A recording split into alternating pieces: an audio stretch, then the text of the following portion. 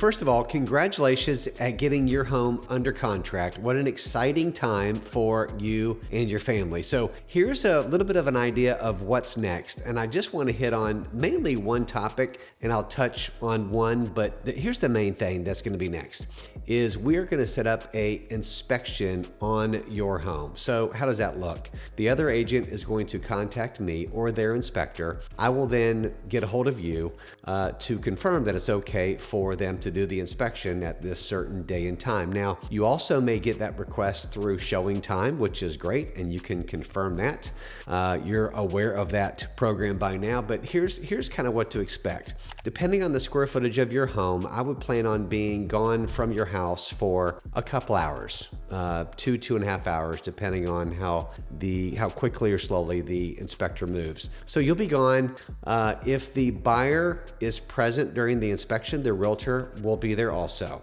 If not, it'll just be the home inspector going through the property, and they will turn all the lights back off and just kind of button it up whenever they leave. So, and then of course we'll get a copy of that inspection later and discuss. But here's what I want to just talk about briefly. I want to read this on the contract so to kind of emphasize what we're working with. So on your contract, item number 12, property inspection. I like to read the first 2 or 3 sentences of this because it is very important. So it says property inspections and right to cancel. Buyer shall have blank.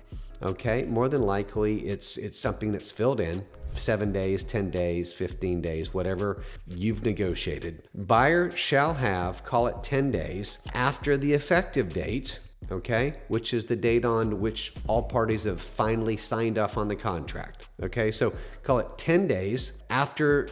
Okay, let me back up too. That's 10 days. That is 10 calendar days. That is not business days. Okay, so 10 calendar days.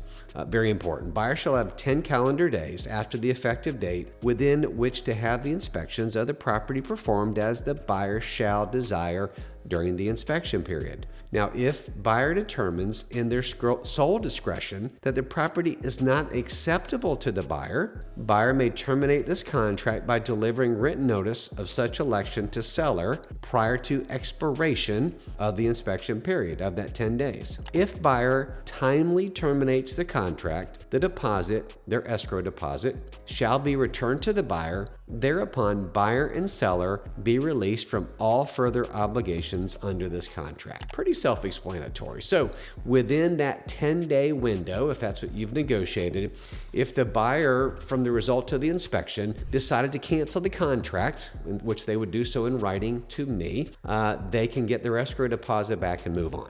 Okay, pretty self-explanatory. Now, what we're seeing in today's market and in most markets here in Central Florida is the buyers will do their inspection, and the main thing they're looking for, if you will, if they're being properly coached by their other agent, is, and this is what we tell our folks, you're looking for roof, AC, electrical, plumbing, big ticket items, or items that just don't settle well with you. And in most cases, they're looking at those big ticket items. But we also see, in many cases, there may be items on there that they just don't want to take care of or they don't want to fix before they move in. So what's common is that they will send us a list of items they would like to have fixed prior to closing. Now, normally it's not an exhaustive list. It may be 3 or 4 items, it may be 1 or 2, it may be 7 or 8 items that they would like to have fixed, to have repaired. Now, you can do a couple different things. You can say, great, I'll take care of those items before we close. Be happy to do that. And they will be very specific whenever they ask. And they will also include a copy of the inspection with the request so we know specifically what they're asking to have fixed. We'll have pictures for reference and that sort of thing. Many times they'll ask a licensed professional. If it's a AC service, they'll ask for a licensed AC tech to do that and ask for a copy of the receipt.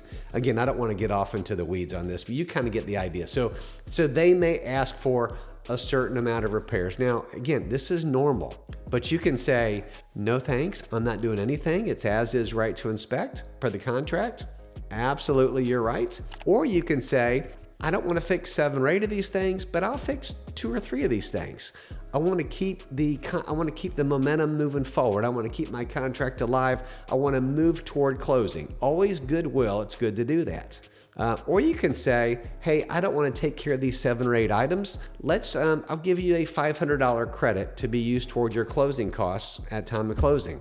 We can do that, which is fine too. So at this point, everything is negotiable. Okay, so that's to kind of give you an idea of what we're seeing in today's marketplace on the inspection. So now the inspection could include a home inspection, a termite inspection. If you're on septic, a septic inspection, could be a well inspection if you have a well, but it's typically a home inspection and a termite inspection. So hopefully that'll give you an idea of what to expect on the inspection. Now, the other thing I'm just going to touch on is the other hurdle, if you will, in getting a closing on your home is going to be the appraisal. So if they're doing financing, they're going to have a satisfactory appraisal from the lender showing that the amount that we have on the contract price that you're selling the home for, the appraisal has to meet the contract price. If for some reason it does not, and the majority of the time, if you're selling it in market value and they're buying it, you're going to be fine, right? But once in a while, we'll have different seasons in the market where people are overpricing their home or they're just getting more than the market can bear. We'll have an appraisal issue. So I'm not going to get into that right now. I want to just explain that to you one-on-one because this will be too long-winded of a video. But that is the other hurdle you have to go through. And again, that's kind of toward the middle to the end of your closing window. Closing window may be 4 to 6 weeks. That may be week 2 to 3, somewhere in that window. It won't be as quick as the inspection. That'll be first. The appraisal will follow after that. So, but I hope you've kind of gotten the understanding on that inspection period. And again, let's talk about this. Let's have a conversation and I can go into more detail, but hopefully this gives you a little bit of an overview. So have a great day and congratulations, and let's march on toward closing.